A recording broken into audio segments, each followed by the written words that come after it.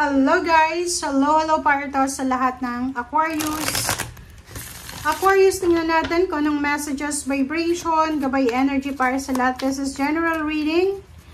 Tingnan natin yung general monthly reading for the month of May 2025 para sa lahat ng Aquarius. Okay. Number 40, number 4. Stability, balance, and security.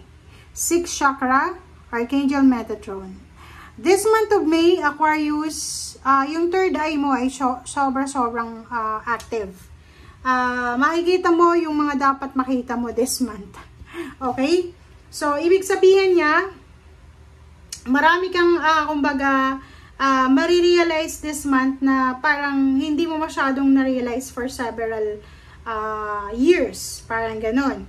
So, ibig sabihin din yan, marami kang makikita na hindi mo nakita dati. Like yung mga kaibigan mo na parang tinuturing mo silang kaibigan pero hindi naman pala kaibigan yung turing nila sa'yo. Parang ganon.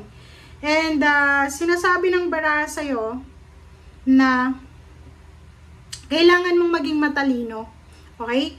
Kailangan mong maging matalino kasi marami kang makikita na like, yun nga, may mga manluloko dyan sa tabi-tabi mo na hindi mo makita few years ago, few months ago. Diba? Parang ganun.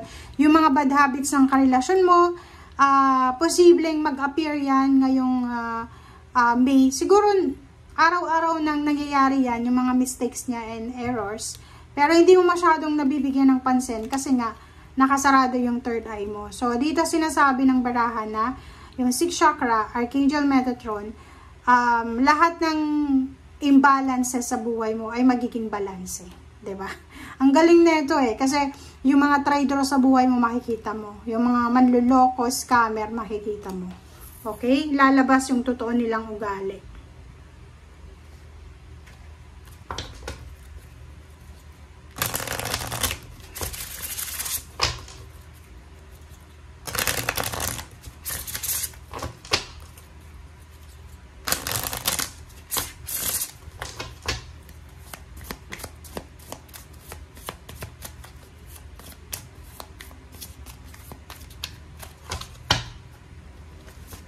Okay. New beginnings. Wow.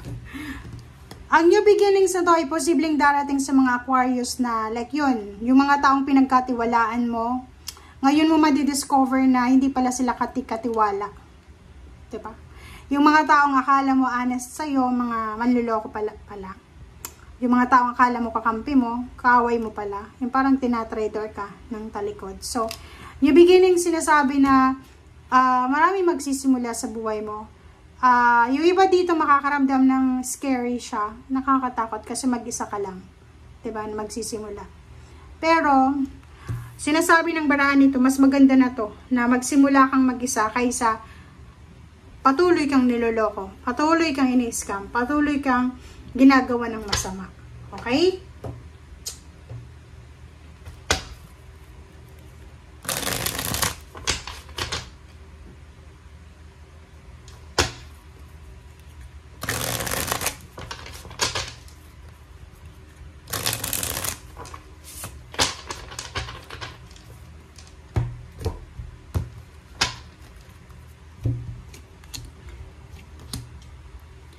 Okay. Hierophant and Four of Cups. Dito sinasabi ng baraha, meron ditong water sign na posibleng, ang water sign nito, Pisces, Scorpio, or Cancer, sila ang posibleng pwede mong malapitan ngayong buwan ng Mayo if in case kailangan mo, Aquarius, ng tulong emosyonal and financial. Or siguro yung mga taong ito, sila yung posibleng makakatulong sa'yo para mag-heal ka, para gumaling ka sa kung ano man na pain and heartaches na pinagdadaanan mo. Okay.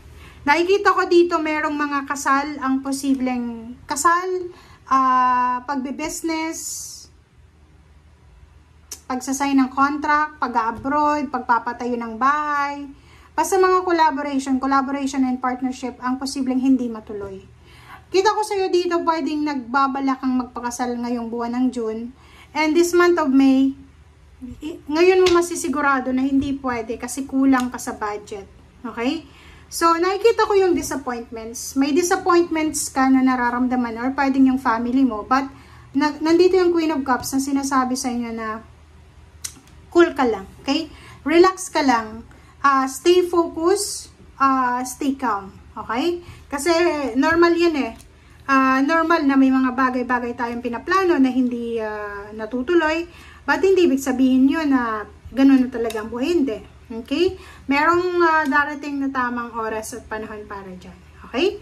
So, dito sinasabi ng baraha sa'yo, meron ditong Aquarius na makakatanggap sila ng job offer or career offer. Makakatanggap sila ng pwedeng place of work. Parang ganun. May matatanggap kayong investment if business person ka. Nakikita ko yung choices and option dito. Marami kang pwedeng pagpilian. Marami kang pwedeng salain dito. Kung saan mo gusto talagang mag-apply ng trabaho, saan mo gustong tumira, sino yung mga taong pwede mong pagkatiwalaan. Okay? And nakikita ko yung direksyon na sisimulan mo ngayong June. Ito yung simula mo ngayong June. Yung direksyon na gagawin mo is, unang-una, kita ko sa'yo dito, gusto mong makapagpakasal, makapagpatayo ng bahay, makapag-renovate ng bahay, or pwedeng yung iba, makapag-abroad, or magkaroon ng baby, or anak. And yung iba sa inyo dyan, nakikita ko na ang importante sa inyo sa ngayon is kaligayahan ng pamilya at kaligayahan mo. So, comment down below if meron ditong mga Aquarius na supposedly meron silang isi-celebrate na success this May.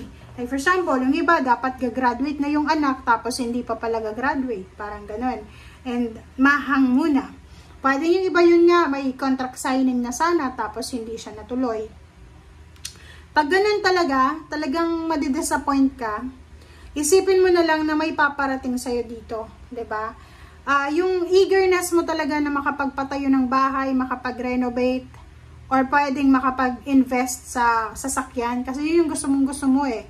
And gusto mo din na mayroon kang sariling bahay or yung parents mo may magandang bahay. Kasi yung pangarap mo dito sa 9 of Cups is yung makapag-spend kayo ng Christmas, ng mga celebration sa bahay nyo na kompleto kayo. Parang ganun. And dito sinasabi ng baraha na mayroong 5 of Wands. In terms of job, if may possible na job opening na pupuntahan ka, maging careful ka lang kasi ito ay warning sa'yo na maraming tao na gustong makapasok sa company na gusto mo ring pasukan.